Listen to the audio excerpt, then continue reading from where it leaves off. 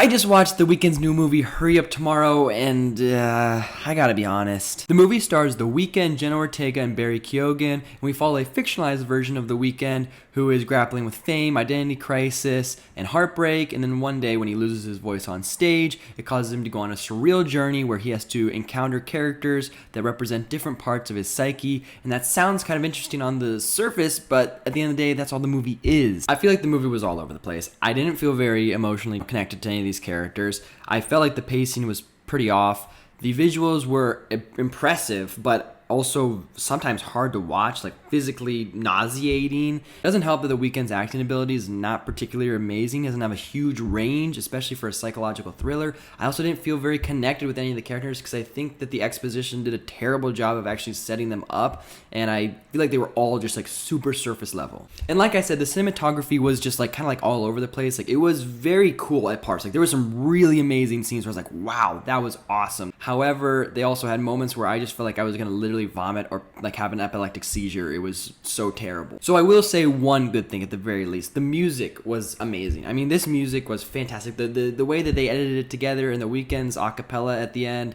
oh my god, beautiful. If you love the album, you're gonna love the soundtrack in this film. You have to watch it for that at the very least. There just wasn't much that they were trying to say here that was different from anything else that we've already seen out there. Even Entertainment Weekly called it astonishingly boring.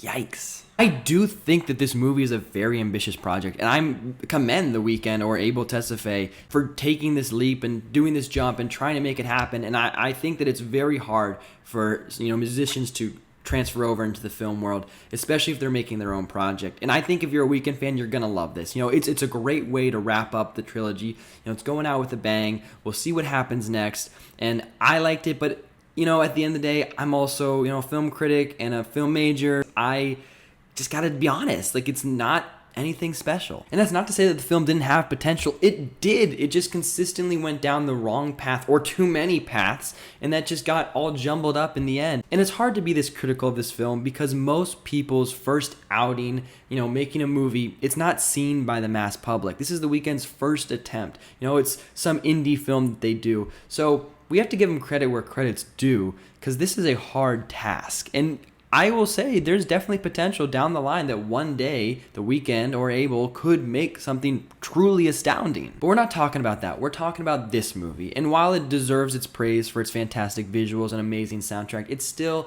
lacked narrative clarity, it had underdeveloped characters, and it just kind of was self-indulgent. All in all, I'm going to be giving it a 2 out of 5 blinding lights, and on my Letterboxd, because I'm a personal Weeknd fan, I gave it a 3 out of 5. But let me know what you thought down below.